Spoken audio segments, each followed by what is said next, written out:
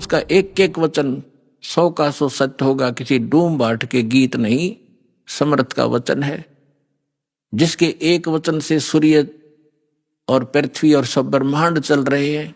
पृथ्वी एक सेकंड का भी आगा पीछा नहीं करती, अरबों वर्ष हो गए इसने घूमती ने, कोई लुब्रिकेशन नहीं, कोई इसकी मेंटेनेंस नहीं, और कोई इसको घुमाने वाला नहीं। उस समर्थ के वचन से ये चल रहे हैं, सब ब्रह्मांड रुके हैं। उस ब्रह्मांड, उस समर्थ का ये वचन है कि घर घर देखो बोध विचारा। बोध माने ज्ञान, भक्ति मार्ग का घर घर में चर्चा चलेगी मेरे ज्ञान की, और सत नाम सब ठोर उचारा। ओए होए,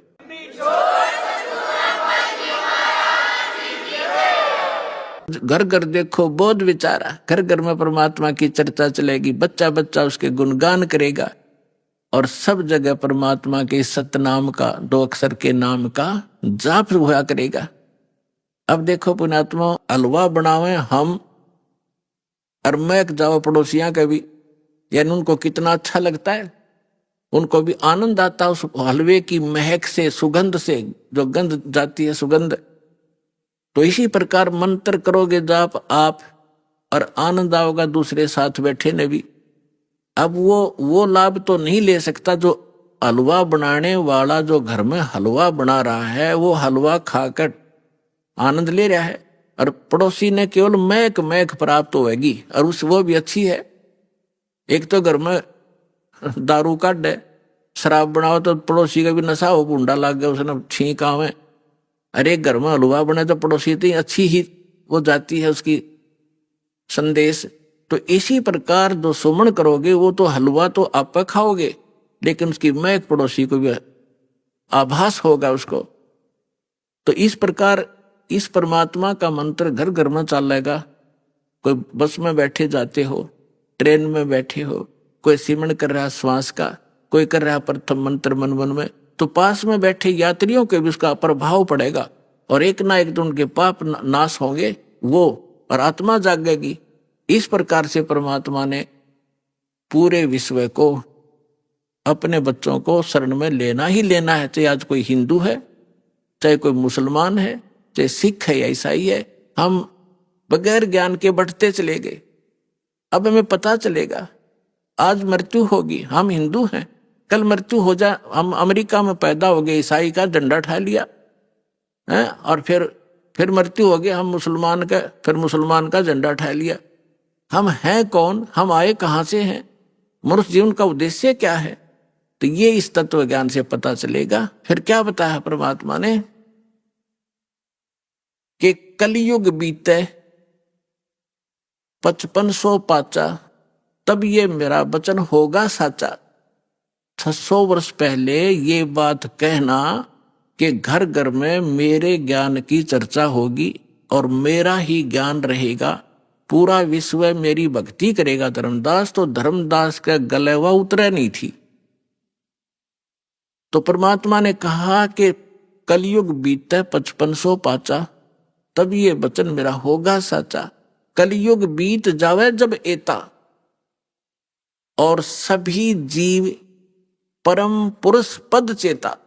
ओए होए होए, आप पुण्यात्मा जो इस ज्ञान से परिचित हो चुके हो, उनका तो यह बात बिल्कुल समझ में आएगी 100% तुरंत। आप क्या देख रहे हो, आज से पहले आपने ज्ञान गंगा सुनने से पहले परम पुरुष का ज्ञान नहीं था, आपने केवल अपने ही देवी देवताओं का ज्ञान था, और स्वर्ग लोक तक हम उत्तम स्थान मान्या करते। एक ये राधा स्वामी पंथ है जो गुरु नानक देव जी के और कबीर जी की वाणी को पढ़ पढ़ा के, कहीं की ईंट कहीं का रोड़ा जचा गए, ये सतलोक सचखंड और सतनाम ये बताने लगे थे। इन्हें कख नहीं पता, कैख है भी नहीं पता भक्ति मार्ग। ये क्या बताते हैं, सतलोक में परमात्मा निराकार है, चेतन ही चेतन है, प्रकाश ही प्रकाश है।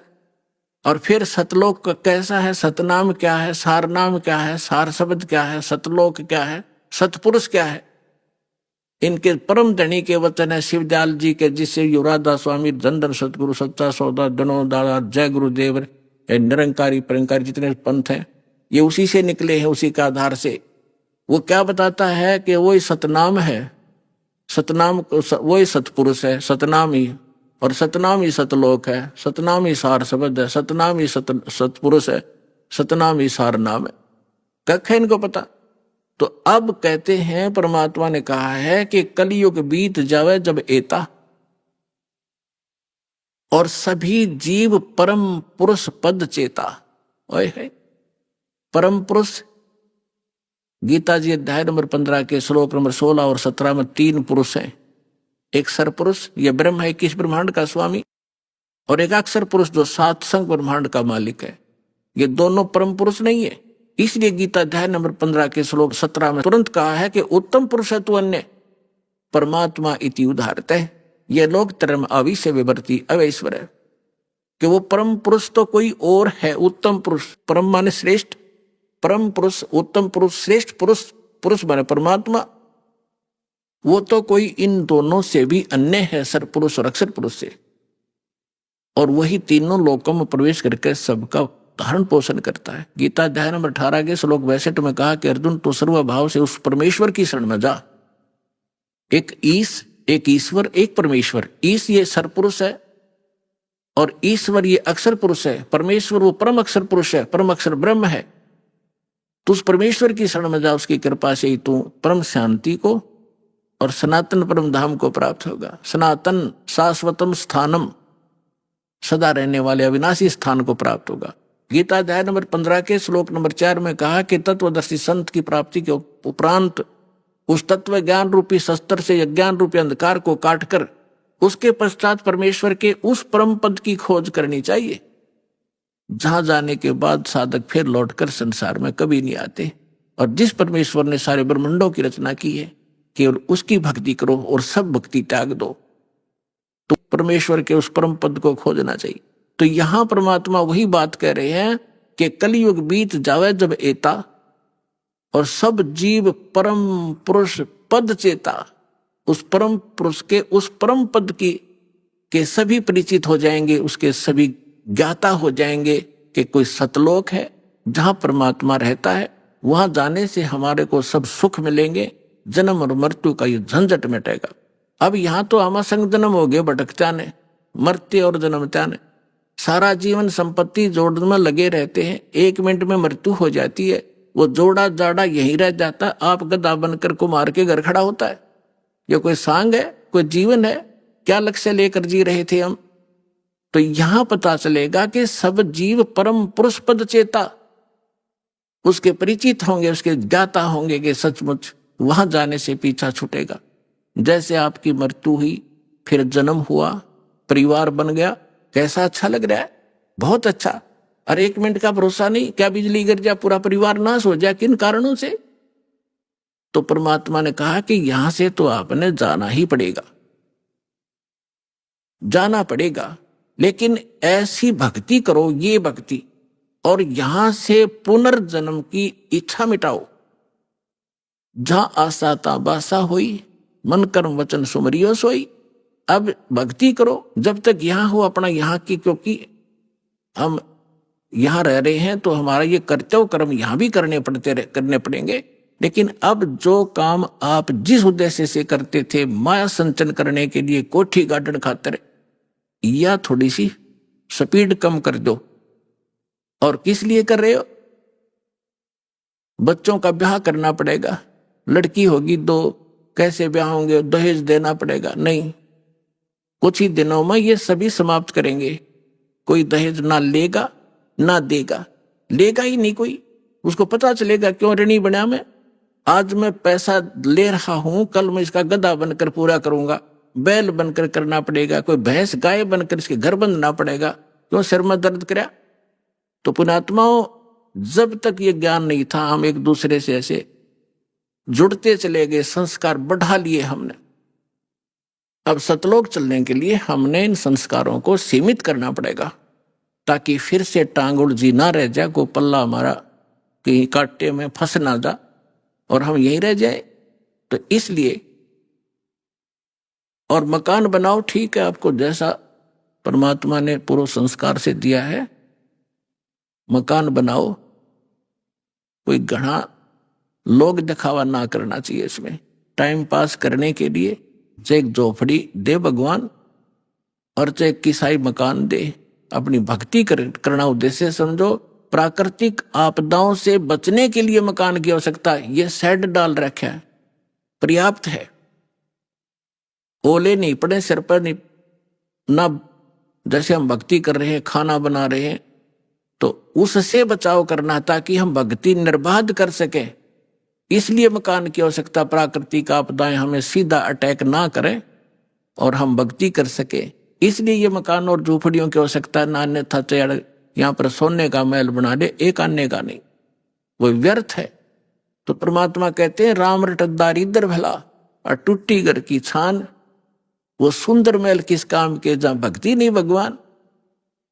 राम रटत दारिद्र भला, दारिद्र माने बिल्कुल निर्धन, राम रटत निर्धन भला। और जिसकी छान भी चाहे थोड़ी बहुत कमजोर हो, टूट गई हो, थोड़ी फिर ला लेगा, ठीक कर लेगा फूस ला करके। और वो कंचन महल किस काम के, सुंदर महल किस काम के जहां भक्ति नहीं भगवान। तो इसलिए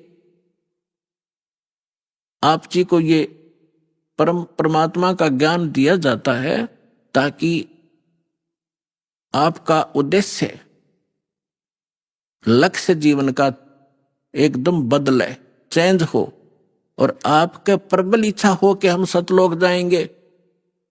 और वहां अब इच्छा कब बनेगी, जब आपको दृढ़ विश्वास हो जाएगा कि सचमुच कोई ऐसा लोक है और वहां जो सुविधा बताई जाती है, आपका ऐसा ही घर होगा, परिवार होगा। अब जो बच्चे आपके हैं और आपके संस्कार से जुड़े हैं और भक्ति कर रहे हैं, कोशिश करो, अगर आपको इनसे प्रेम है, इनमें लगाओ। ये तो ममता ऑटोमेटिक है, ये हैं भगवान के बच्चे, आपके नहीं है। लेकिन यहाँ संस्कारवश हमारे ये बने हैं, हमारे निमित्त किए गए हैं, तो हमारा कर्तव्य बनता है इनको भगवान की भक्ति पर जरूर लावे। इनको भगवान की भक्ति पर लगाओगे, सच्ची भक्ति पर, तो फिर जब आप यहाँ से शरीर छोड़कर जाओगे वहां, फिर ये भी शरीर छोड़कर आएंगे वहीं, तो वहां भी आपका ऐसे ही एक परिवार बनेगा जैसा यहां बन गया। अब देखो पुण्यात्माओं, यहां सारे दुख हैं।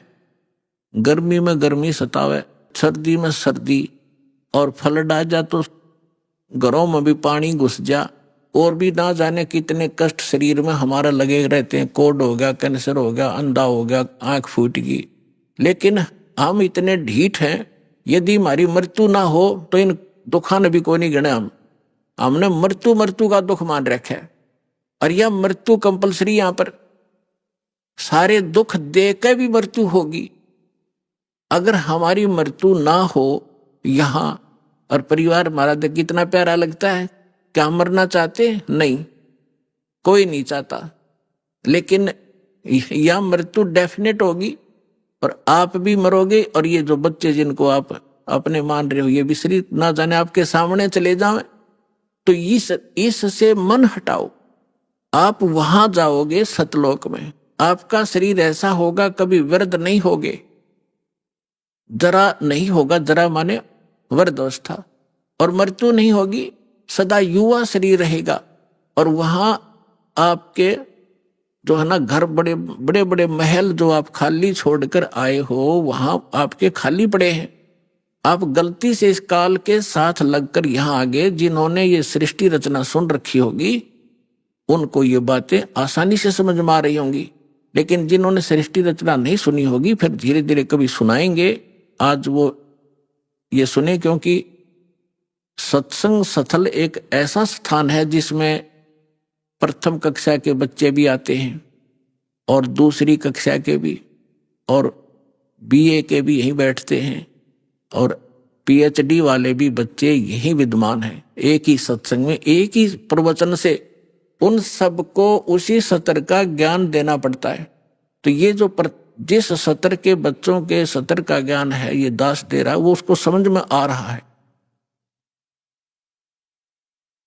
तो ऐसे ये प्रत्येक सत्संग में, प्रत्येक प्रवचन में हर तरह का ज्ञान दिया जाता है। प्रथम वाले बच्चे भी समझे, और द्वितीय वाले भी, और जो पुराने भक्त हैं उनके लिए भी बताया जाता है कि सृष्टि रचना में आपने बहुत बार सुना है कि आपके वहां मकान खाली है और आप गलती करके इस काल के साथ आगे, इसलिए आप यहां पर हैंड टू माउथ हो गए और वहां सारी चीज भरी पड़ी है, किसी चीज का भाव नहीं, कोई टेंशन नहीं, और वहां विकार नहीं जीव में गंदे, ऐसा सिंपल स्वभाव। तो यहाँ के देवताओं में विकार है, लेकिन वहां के हंस, वो हंस कहे जाते। हंस किसे कहते हैं? एक पक्षी होता हंस, एक बुगला होता उसी की हम शकल। लेकिन उनका पता कब चलता है? जब दोनों सरोवर के ऊपर हों। बुगला खाता है मच्छी, कीड़े मकोड़े गोगे, और हंस खाता केवल मोती।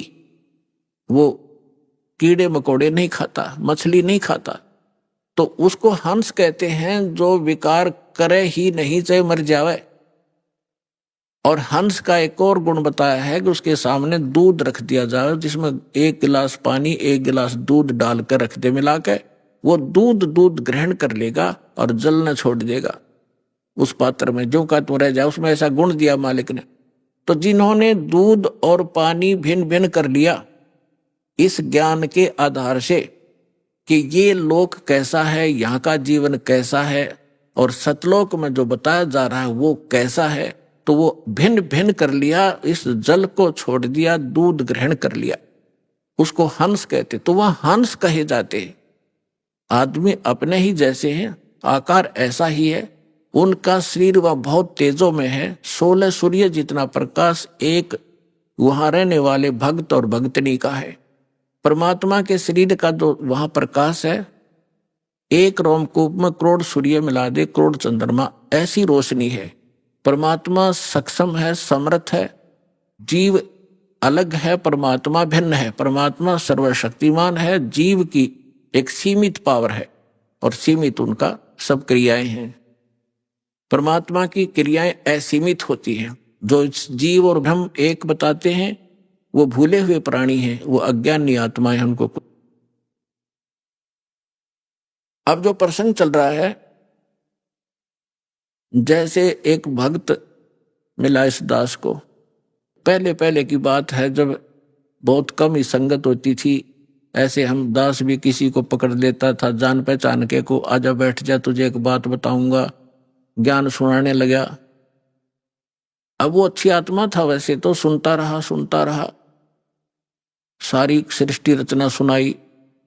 1 दिन 2 दिन, तीसरे दिन जब वो आया, वो कह लगा भाई बात सुन भगत जी, मैं आपकी बात ऐसी है मेरे हृदय में लग गए और मेरा सरसा होता है इनका, और मैं ऐसा व्यक्ति हूं, मैं जौन से काम पर लगता हूं, पक्की धुन का आदमी हूं, मैं उसको करके छोड़ता हूं, बीच में नहीं छोड़ता। और मैं नाम लूं को नहीं, मैं नहीं लूंगा आपसे मंत्र। मां के बात भाई क्यों नहीं लेगा कि मैंने मंत्र ले लिया, मैं तो सिर धड़की बाजी लगा कर काम किया करता हूं और मैं भक्ति कर लूंगा और मैं चला जाऊंगा उड़ा जहां बता रहे हो कौन सा लोक है, और सतलोक भी भूल गया, मैं वहां चला जाऊंगा और वहां कोई भी ना पाया तो मैंने अकेला बैठा रहूंगा। मैं नहीं जाऊं, मैं तो यहीं रहूंगा, मेरा दिल नहीं लगे। मैंने उसे कहा कि भले पुरुष एक बात बता, अब यहां तो क्या दिल लग रहा है आपका? मान ले तू गधा बन गया और सुअर बन गया तो क्या दिल लगा तेरा? ने बोला बढ़िया है, आते जाते दिखते तो रहेंगे, घूमते फिरते, दिल लगा रहेगा। बता ऐसी व्यक्ति गिरगी हमारी कि हमारा यही ठीक है, घूमते फिरते दिखे जाएंगे और यही ठीक सू, मैं वहां नहीं जाऊंगा। अब उसका जो ये कहना भी ठीक था कि आज तक किसी ने यही नहीं बताया कि सतलोक है और सतलोक में आदमी रहे हैं, वहां पर सृष्टि है, ये तो किसी ने बताया नहीं। ये राधा स्वामी वाले लोग कहते हैं कि वहां तो प्रकाश ही प्रकाश है, प्रकाश ही प्रकाश है, चेतन ही चेतन है। वो टिंडे लेंगे चेतन में जाकर प्रकाश में, समुद्र में डूब का मरना हो तो क्या? तो क्या ये कोई बात है, कोई आधार है इनकी बातों का? पुणात्मा अब ये निर्णय करना चाहता दास की वो सतलोक में सारी सृष्टि है, ऐसे ही स्त्री पुरुष है, ऐसा ही परिवार है, लेकिन यहां तो गंदा व्यवहार है, या न्याय नाम की चीज नहीं। परमात्मा कहते निरंजन धन तेरा दरबार, जहां तनिक नहीं न्याय विचार। घर घर में राड, बहू सासू का झगड़ा, आपस में भाई भाई का झगड़ा, बाण भाई के साथ मनमुटाव, छोटी छोटी बातों पर, इन पे संपत्ति और पता नहीं क्या के ऊपर लड़ाई हो जाए। ये कोई जीवन है? सब नरक भोग रहे हैं यहाँ पर, कोई सुखी नहीं है। इस पर 21 ब्रह्मांड में आग लगी पड़ी है। अब वहां जाओगे जब देखना, वहां कोई चिंता ही नहीं। अब जैसे आप यहाँ आ रहे हो, यहाँ सासू भी आई होगी, सास भी और बहू भी आ रही होगी, ननंद भी यहीं पर बैठी होगी, सास और ससुरा भी आया होगा, और पति और जेठ जेठानी भी आ रही होंगी। यहाँ लड़ाई होए कोई ना, या मनमुटाव होगा नहीं। क्यों नहीं होगा? क्यों? एक बना बनाया भोजन मिलेगा, एक जैसे मैट बिछाए रखे, नहाओ धो अपना भजन करो। लड़ाई तो जब अगर तूने ये नहीं किया, तूने ये नहीं कहा, वहां नाश हो गया, फलाना गड़बड़ होगी, तो वहां जाकर कोई काम में को नहीं, सारी चीज उपलब्ध आपके सामने, तो वहां अपने ऑटोमेटिकली स्वभाव सुंदर बन जाता है। और वैसे वहां का जो मटेरियल है हमारे शरीर का, बॉडी का, उसमें ये दोष नहीं है। तो यहाँ कभी काम दुखी कर रहा है, कभी क्रोध सता रहा है, कभी को लालच में हम गड़बड़ कर रहे हैं, मोह के अंदर आपस में राग द्वेष में सड़े पड़े हैं, तो वहां जाकर के आपको सामूहिक भंडारे में भोजन, आपके घर घर के आगे फलदार वृक्ष लदपद रहते हैं, आपकी रसोई आपका तो भरा रहता है सारे खान पान से परमात्मा की दया। फिर रह गया क्या झगड़ा? तो कहने का भाव ये है कि अप्रसन्न ये आता है कि वहां पर ऐसी सुंदर सृष्टि है, इसका प्रमाण कहाँ है? अब कैसे विश्वास हो हमारे को? देखो परमात्मा ऊपर रहता है, वेद बतावें, वहां से चलकर आता है, अच्छी आत्माओं को मिलता है, अपना ज्ञान देता है। वो ज्ञान क्या देता है? जो कबीर साहब अच्छी आत्माओं को मिले, किसको मिले? धर्मदास जी को मिले। एक हिंदू परिवार में जन्मा था, बनिया वैश्य कुल में जन्म था। श्री विष्णु जी और भगवान शंकर के उपासक थे, वैष्णव धर्म से दीक्षित थे। मथुरा के अंदर जाके 68 तीर्थ भ्रमण करने की इच्छा से वो अपने गुरुदेव के आदेश से गया हुआ था। वहां भगवान मिले, परमात्मा ने यह चर्चा सुनाई कि इस तालाब में नहा के, इस जोड़ में, इस मथुरालय में स्नान करके, धर्मदास जी आप मोक्ष चाहते? तेरे लोटे में पानी भर के ला रखा था, उसने साथ रखा था, देखो इसमें कितने जीव घूम रहे, इसमें तूने स्नान किया, मसल मसल कर नहाया, तूने करोड़ों जीव मार दिए रगड़ रगड़ के, ये पाप तेरे बैड अकाउंट में लिखा गया। और पुण्य एक भी को ना, क्योंकि शास्त्र विरुद्ध साधना तेरी, तुझे क्या लाभ मिलेगा इसके? पाप इकट्ठे कर दिए। बांधवगढ़ घर से चलकर यहां तक आया मथुरा में, लगभग 700 किलोमीटर तू पैदल चला है। नीचे तेरे पैरों के नीचे जितने जीव आए वो तेरे पाप में लिखे जाएंगे। और पुण्य एक भी को ना इस दौड़ में नहाने का, तालाब में नहाने का। बता, तू गीता पढ़ता है डेली? हाँ जी। गीता में दिखा कहीं तीर्थ पर नहाने की बात के लिख रखी हो तो? या जो मंत्र आप जाप करते हो, हरे कृष्ण राधे श्याम सीताराम, गीता में लिखा कहीं? अगर नहीं जी, फिर किस लिए डलेड हो रहा है? अब देखो पुण्यात्माओं, प्रथम बार तो कितनी साची बातों पर एक बार तो स्ट्राइक हो से दिमाग में। धर्मदास जी नाराज हो गए, तू मुसलमान है, हमारे देवताओं की बुराई करता है, ये करता है, आंख लगा दिखाने। परमात्मा अंतर ध्यान हो गए, जिंदा महात्मा के रूप में बैठे थे। मुसलमान धर्म के अंदर जिंदा महात्मा संत होते हैं।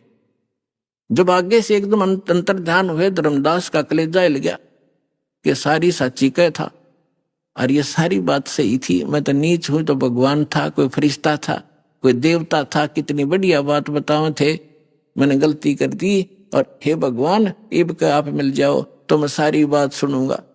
कुछ दिन के बाद, लंबी कहानी है, अब विषय नहीं है वो, इसलिए दास क्या बताना चाहता है। परमात्मा उनको फिर मिले, फिर कुछ बात कही, वो फिर अज्ञान आग बैठ गया, भगवान फिर अंतर ध्यान हो गया। ऐसे 4-5 बार घटना घटी। तो चौथी 5वीं बार जब धर्मदास जी से परमात्मा अंतर ध्यान हुए, तो उसने ठान लिया कि भगवान या तो दर्शन दे दो, ना मैं अन्न पानी नहीं खाऊंगा, अरिब का जो आप कहोगे मैं वाह सुनूंगा सारी। 5-6 दिन बीत गए, धर्मदास ने कुछ नहीं खाया, अन्न भी नहीं किया। परमात्मा पहुंच गए, उसको मुश्किल से सहारा देकर खड़ा किया, अब बेटा तू खा पी और अब मैं आ गया हूं, सुन मेरी बात। फिर धर्मदास जी ने कहा कि भगवान एक बार मुझे वो स्थान दिखा दो जो आप बता रहे हो कि वहां सारी सृष्टि है, आपके भाई बहन जो पहले चले गए यहां से मुक्त मैंने किए हैं वो भी वहां विद्यमान है, मुझे दिखा दो भगवान, मैं देखना चाहता हूं। अब परमात्मा ने कहा कि धर्मदास तू हट क्यों कर ही, ऐसा हट क्यों कर रहा है, मैं जो कहूं तू भक्ति कर, विश्वास कर, इस भक्ति से तू वहां पहुंचेगा, वहां देख भी आएगा, तू रह नहीं सकता क्योंकि तेरे पास भक्ति नहीं है उस योग्य। जैसे कोई बच्चा ट्रेनिंग कर रहा है डॉक्टर की और वो नो का मैंने डॉक्टर दिखा के लाओ, पहला हॉस्पिटल कहाँ सी है, अरे पहले ट्रेनिंग कर फिर उसमें नौकरी मिल जाएगी तेरे को, अब देख भी आओगा क्या डॉक्टर बन गया तू वहां जा करके। तो पहले अपनी भक्ति करो, जो ट्रेनिंग पूरी करो, फिर आपको नौकरी मिल जाएगी वहां पर। नहीं माना, मालिक भी चाहते थे गवाह बनाओ इसको, उसकी प्रबल इच्छा हुई एक बार दिखा दो दाता। परमात्मा लेकर गए ऊपर, नीचे जिंदा महात्मा के रूप में थे, उसी रूप में जाकर देखा कि वहां सारी सृष्टि नर और नारी भाई बहन सभी विद्यमान थे, सुंदर शरीर उनके, लंबे लंबे शरीर और बहुत हष्ट पुष्ट उनका तेजोमय शरीर, और सब उनको प्यार से परमात्मा ने जाकर कहा कि इसको डबल रोल किया दाता ने, जो एक परमात्मा के जो उस राज दरबार के सामने गेट कीपर था, परमात्मा ने उसे कहा संकेत से कि इस भगत को भगवान के दर्शन करा लाओ। वो दूसरी साइड से ले गए, परमात्मा दूसरी साइड से जाकर सिंहासन पर विराजमान हो गए। लेकिन उस समय शरीर वही था, शकल वही थी, लेकिन शरीर से ऐसा नूर निकल रहा था, रोम करोड़ सूर्य करोड़ चंद्रमा मिला देख रोमकूप में इतनी शोभा थी मालिक। जब धर्मदास जी ने देखा कि ये तो यह भगवान जो नीचे जा रहा था जिंदा महात्मा के रूप में, कि तो वही परमात्मा है, तब देख के परमात्मा ने कहा जा भाई चल वापस। फिर वापस आया तो परमात्मा नीचे बैठे पाए। तब उसने कहा हे भगवान आपने आप ही मालिक हो, आपने अपने आप को छुपा रखा है। अरे भगवान इतना सुंदर स्थान, जब पहुंचा धर्मदास उसको वापस भेजने लगे, तब परमेश्वर से कहा भगवान मुझे यहीं रख लो, उस गंदे लोक में ना भेजो, वहां तो बुरा हाल है। अब वहां जाने के बाद आपको पता चलेगा आप कहां पड़े हो, कैसे लोक में रह रहे हो। तब धर्मदास जी ने याचना की, परमात्मा ने कहा बेटा ऐसा नहीं रह सकती, आप वापस जाओ, आपको ऐसा मंत्र दूंगा सतनाम और सारनाम, थोड़े ही भजन से आपकी घनी भक्ति संग्रहित हो जाएगी। इसके विषय में आदरणीय गरीबदास साहिब जी को भी परमात्मा मिले थे, उन्होंने परमात्मा से परिचित होने के बाद क्या कहा है, सतनाम पालड़ रंग होरी हो, 14 लोक चढ़ावे राम रंग होरी हो, 3 लोक पास्यंग धर रंग होरी हो, तो ना तुले तुलाया राम रंग होरी हो।